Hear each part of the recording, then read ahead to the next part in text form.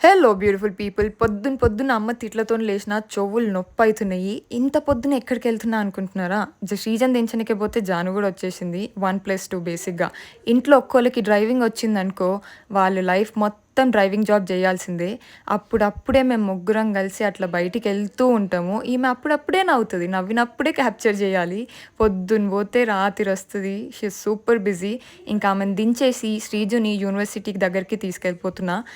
చదువుతూ ఏం చదువుతదో ఏమో ఆల్మోస్ట్ యూనివర్సిటీ కంప్లీట్ అవ్వనీకొచ్చింది.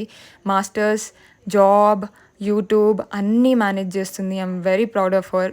సెంటర్ వచ్చింది. ఆమెను డ్రాప్ చేసి రోడ్ క్రాస్ చేసేదాకా చూసి ఇంటికి బయలుదేరుతున్నా. నాకు బాగా ఆకలైతుంది. ఇంటికొచ్చేసి దబదబా బ్రష్ చేసి బ్రేక్‌ఫాస్ట్ చేస్తున్నా. నాతో పాటు ఈ మహారాణి కూడా తింటుంది. ఇడ్లీ తినే అంటే మ్యాగీ తింటదంట. వద్దే నేను ఆడనే అంటే బలవంతంగా ఆడిపిస్తది. ఇంక నాతోని బోర్ కొట్టి మా అమ్మ దగ్గరికి పోయింది. ముగ్గేస్తుంటే ముచ్చట్లు పెట్టనీకే. మీలో చాలా మంది ఈ ప్రోడక్ట్ గురించి అడిగిర్రు. ఇది చానా బాగా వర్క్ అయితుంది. జానీ లాస్ట్ ఫ్యూ మంత్స్ నుంచి వాడుతుంది. ఇంక నేను, మమ్మీ ఆఫ్టర్‌నూన్ బ్యాంక్ పని మీద బయలుదేరినాము. ఈమె ఎన్ని సార్లు నా కార్‌లో కూర్చున్నా, నా డ్రైవింగ్ చూసినా అంతే భయపడతది. ఎందుకో ఏమో నాకు తెలియదు.